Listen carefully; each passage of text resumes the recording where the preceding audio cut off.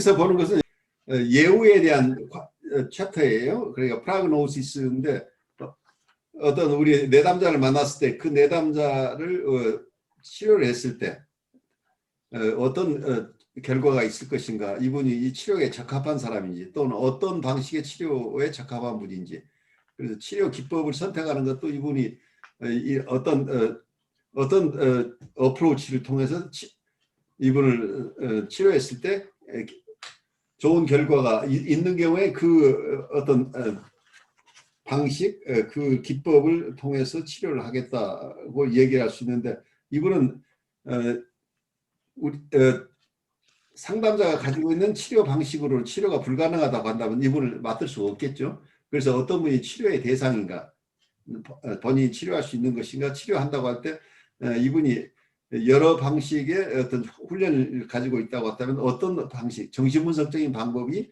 이분에게 적합한 것인지, 아니면 정신분석적 심리치료 방식이 좋을 건지, 아니면 지지적 치료 방식이 좋을 건지, 뭐 현실 치료 방법이 좋을 건지, 여러 가지 기법과 매치시켜서 생각해 보는 거죠. 이분은 어떤 방식으로 돕는 게 이분에게 도움이 될 것인가, 그리고 어떤 방식을 통해 치료했을 때 이분에게 효과가 있을 것인지, 어느 정도 효과가 있을 것인지, 이런 걸 가늠해 보는 그런 과정인데, 여기서는 성격 병리가 어떤 것이냐에 따라 이분들이 정신병리의 수준이 크게 봐서는 사이카틱하게 아주 심각한 분인가, 보드라인 레벨의 정신병인가, 아니면 뉴라틱한 수준인가, 이렇게 우선 정신병리의 수준 어느 정도의 병리인가라고 하는 측면에서 여기서는 특히 우리가 보드라인 레벨의 환자를 치료에 대한 얘기를 하고 있으니까 이번에 보드라인 레벨인가 아닌가가 굉장히 중요하겠죠.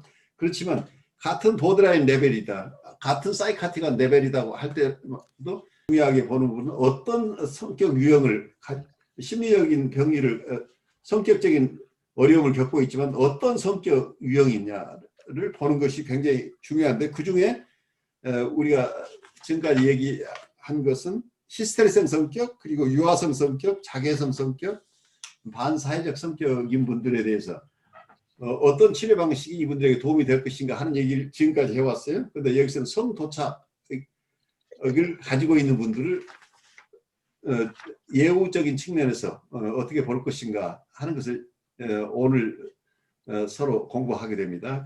그래서 서 목사님이 지금 시작하시죠. 네. 성도착.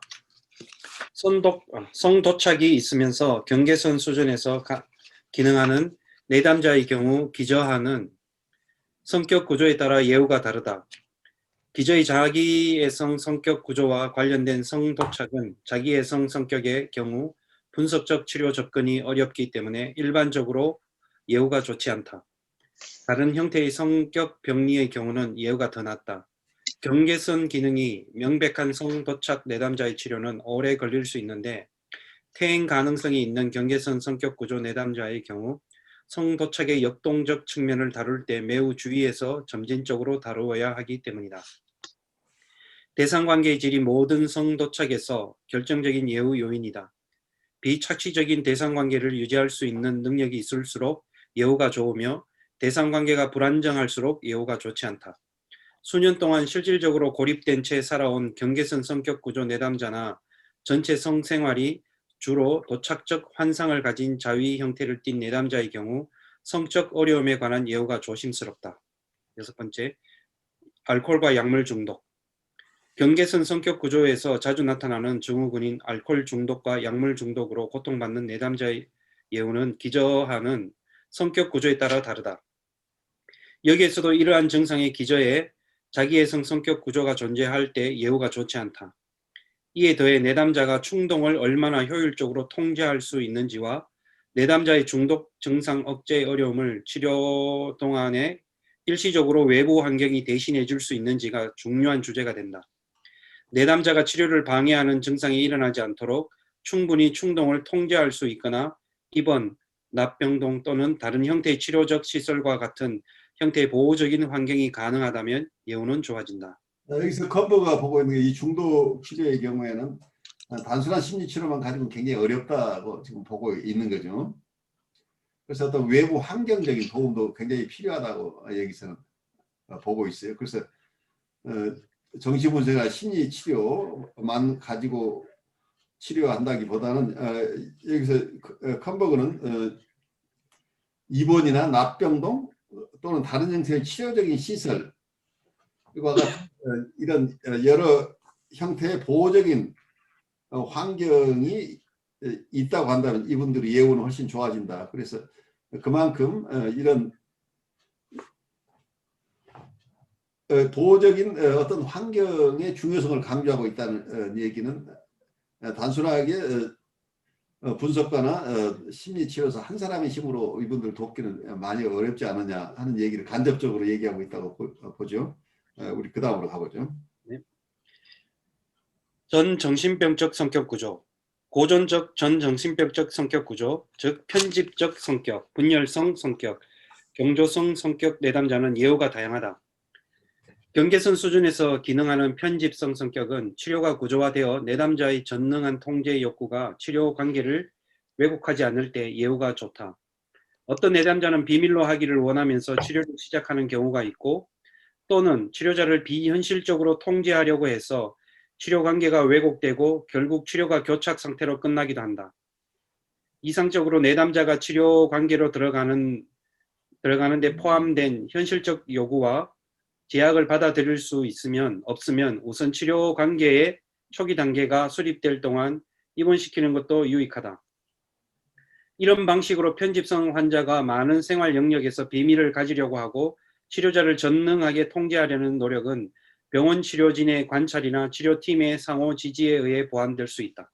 그래서 여기서 컴버그는 주로 병원에 있는 환자 혹은 이분은 병원 시설이 가능한 상태의 치료를 많이 해오신 분이기 때문에 이게 자아심리학자지만 우리가 일반적으로 자기 개인 치료실을 운영하는 분들하고 좀 다른 측면에서 이론을 전개하고 있다는 걸 항상 이해하면 좋겠어요. 그래서 편집적 성격의 경우에는 편집적인 분들은 그 자기의 그 두려움 때문에 두려움은 어때요?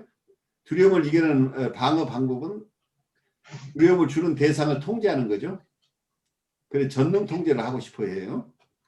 그래서 치료자를 꼼짝달싹 못하게 하고 싶어하는 욕구들이 굉장히 강한데 이런 경우에 따라서는 입원 치료도 필요하지 않겠느냐 이런 얘기를 지금 이분은 하고 있는 거죠. 그런데 개인 치료실을 운영하는 분들에게는 그건 럭셔리죠. 항상 입원도 시키고 치료를 할 수 있는 것은 아니기 때문에 그런 입장에 있는 분들을 입원시키지 않으면서 치료할 수 있는 방법이 무엇인가를 고민하는 게 어떤 현대 정신분석에서 시도한 방법들이에요. 그래서 이분들에게 자극을 최소화하면서 우선은 이분들 정서적인 커뮤니케이션을 통해서 이분들을 안정시키는 시간을 꽤 오래 가지면서 점차적으로 이분들을 치료하고 하겠다고 하는 어떤 어프로치가 모던 사이코애널리스트적인 어프로치라고 한다면 컴버그 입장은 필요하다면 처음부터 입원시키고 그리고 어떤 해석적인 접근을 하다가도 지나치게 자극이 오는 경우는 또 필요한 경우에는 다른 시설을 통하거나 다른 환경에 도움을 받으면서라도 조금 더 직선적으로 치료를 해나가고 싶어 하죠. 물론 이분들도 내담자의 상태에 따라서 해석적인 접근도 한계를 두고 그래서 사이코애널리틱 한 접근을 하지만 그래도 심리치료 사이코테라피라는 쪽으로 사이코애널리시스가 아니고 사이코테라피라고 강조하는 것이 거기에 차이가 있다고 보긴 하지만 큰 틀에서 본다면 이분들은 그래도 어떤 통찰 중심의 치료 그래서 해석적인 접근을 상당히 중요하게 생각하고 있다는 거가 현대 정신분석 쪽의 어프로치하고는 굉장히 차이가 나는 부분이다. 이렇게 이해하면서 가죠. 분열성 성격은 예후에 더 주의를 기울여야 한다. 외연적으로 강한 분열적 특성이 있는 내담자는 치료적 상호작용에서도 전반적으로 거리를 두고 철수되어 있기 때문에 치료자가 내담자와 의미 있는 관계를 맺기 위해서는 부담을 많이 갖게 된다. 분열성 성격 내담자는 분열 기제를 사용하여 치료자 내담자 간 모든 정서적, 심지어 인간적 요소를 완전히 파괴 또는 없애려 하므로 치료자는 정서적으로 얕고 공허한 분위기를 오래 참아내는 것이 매우 힘들어진다.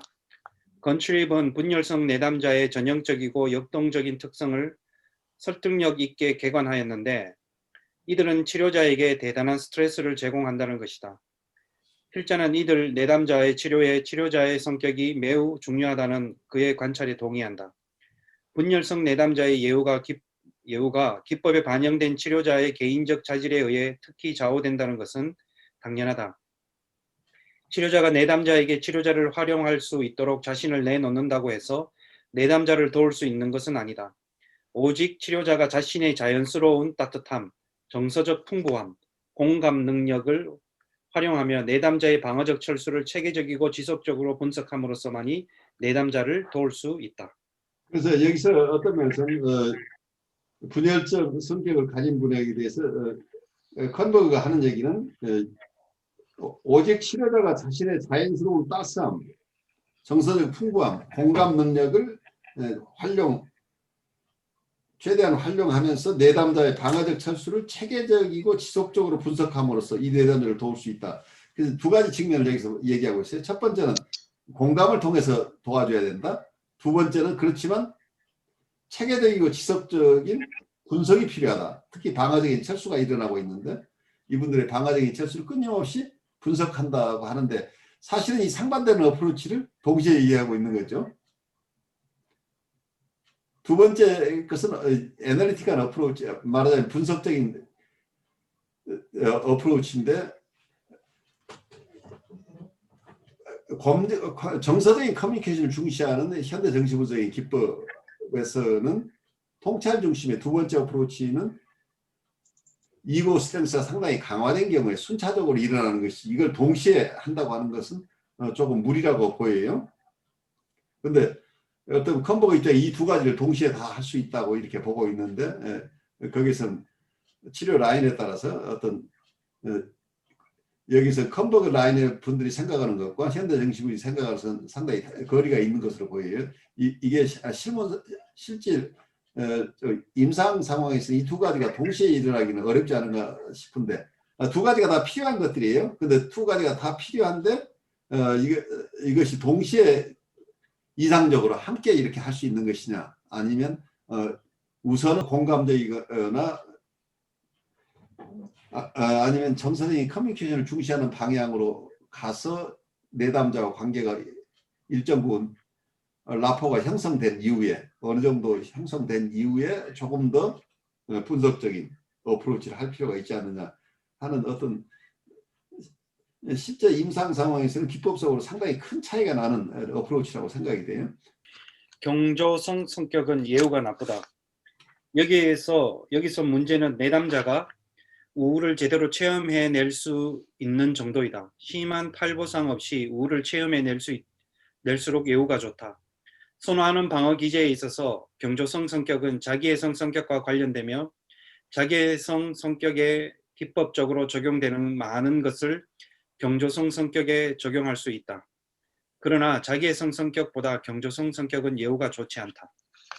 경조성 성격이라고 하는 것은 여기서 매니가다고 하는 것이 조증인 성격이죠. 그러니까 우울하다고 하는데 우리가 우울과 어떤 조적인 반응이 계속 번갈아 일어나는 경우를 우리가 조울증이라고 그러죠.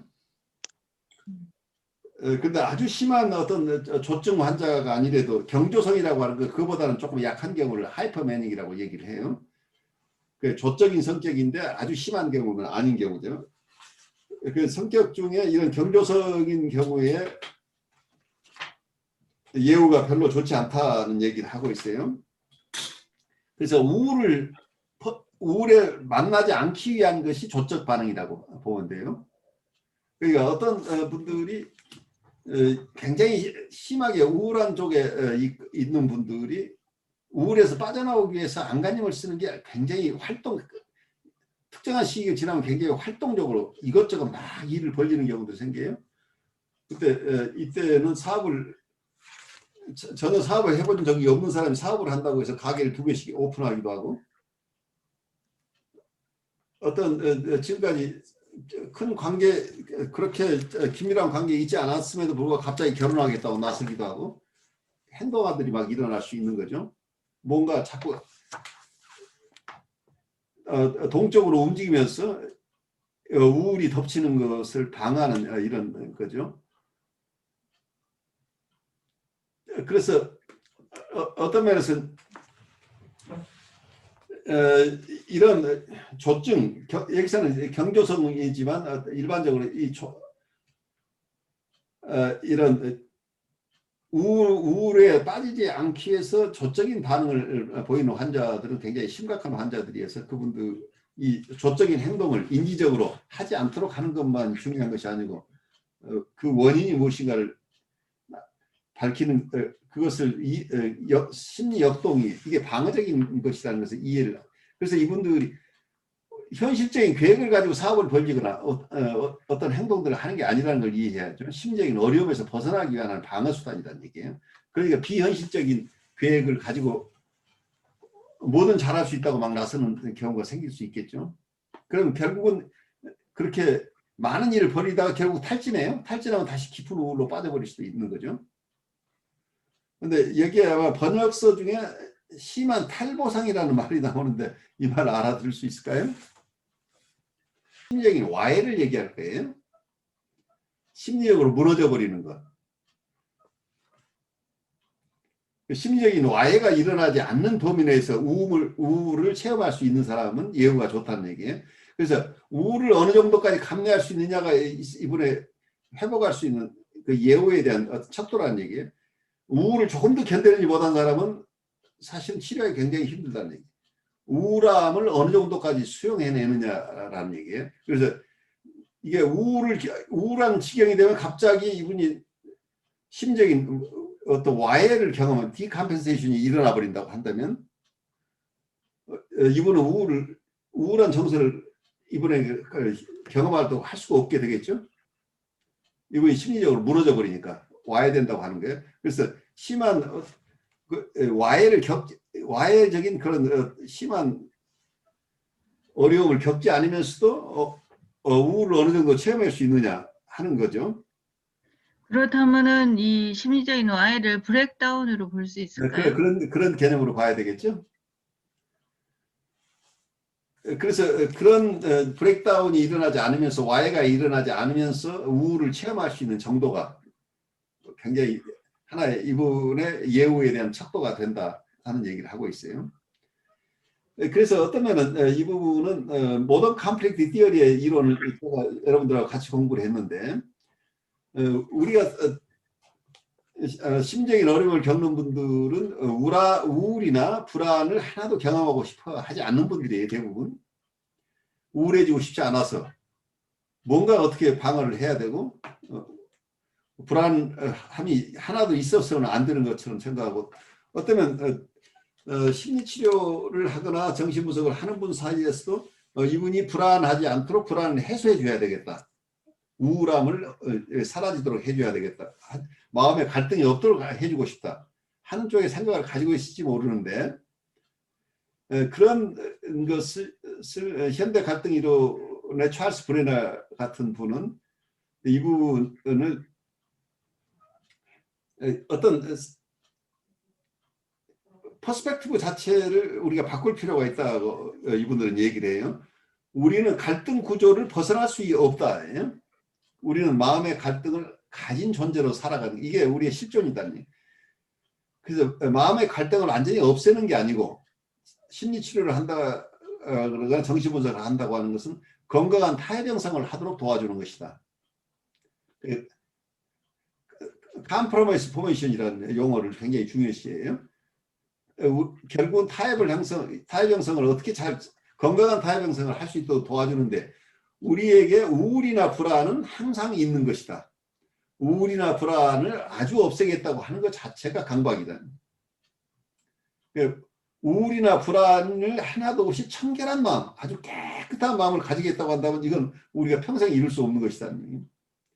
그래서 우리는 항상 우울이나 불안은 우리가 누구나가 가지는 정서들인데 그것을 감내할 수 있는 정도가 어느 정도냐.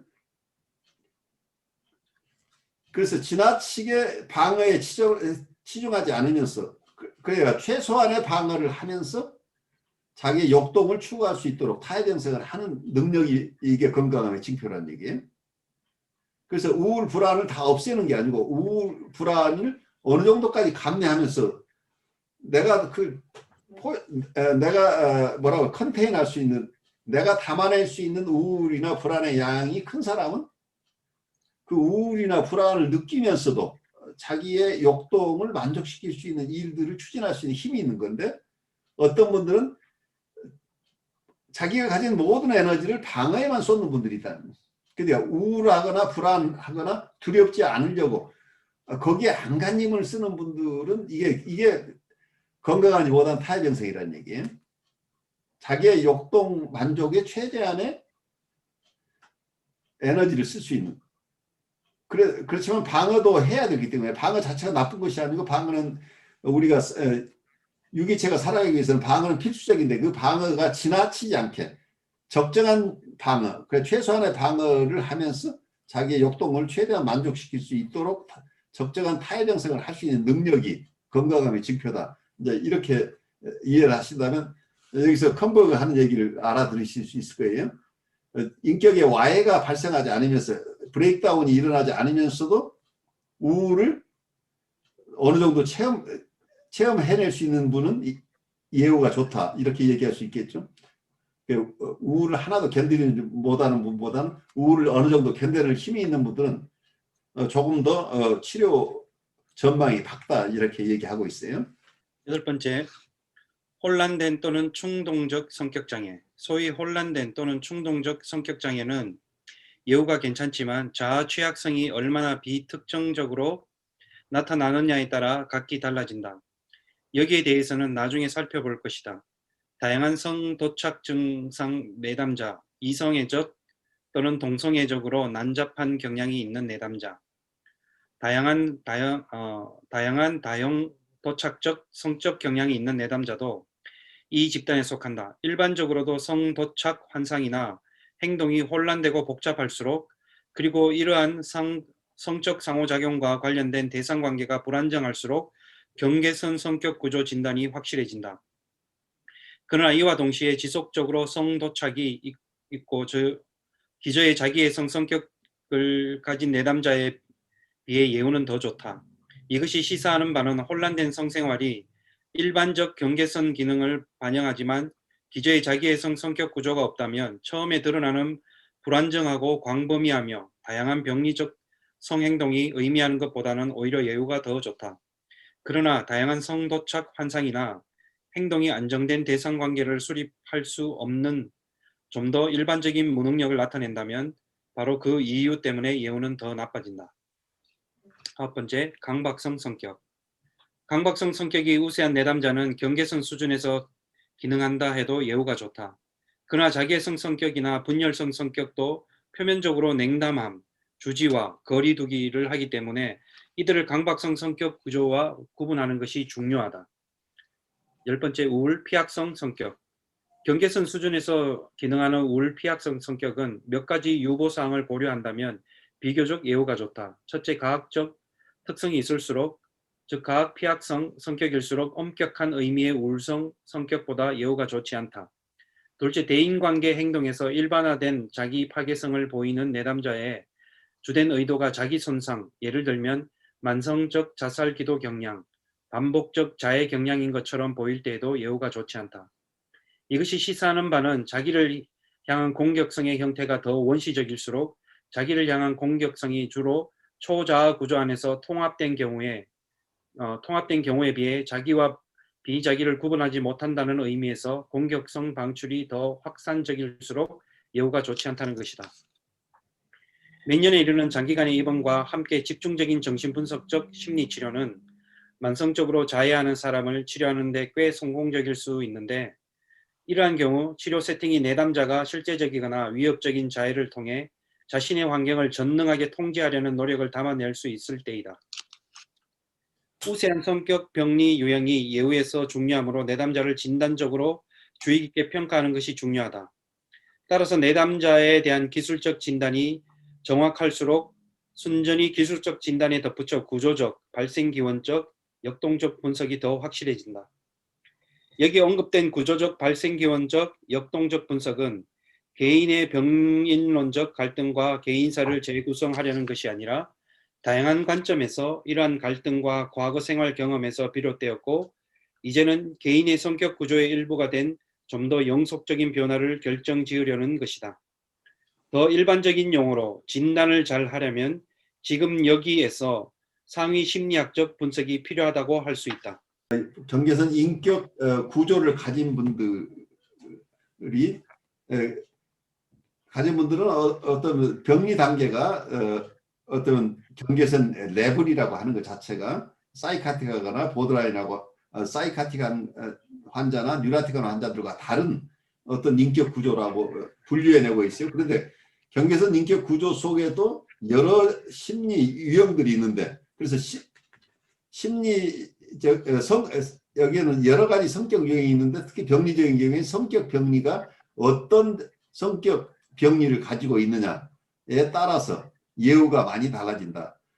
그래서 구체적으로 이분들이 가진 성격 병리의 유형도 항상 항상 같이 진단에 포함시켜야 된다는 얘기죠. 그래서 이분이 병리의 수준, 병리의 레벨 혹은 인격 발달의 레벨 자체가 보드라인 레벨에 있다는 것이 확정된다고 할지라도 그렇지만 그렇게 되면 구체적으로 어떤 성격 병리 유형을 가지고 있느냐 하는 또 그 보드라인 레벨에 있는 환자를 좀 더 자세하게 진단하는 어떤 방식이죠. 이 두 가지가 함께 가야 된다는 얘기를 하고 있어요.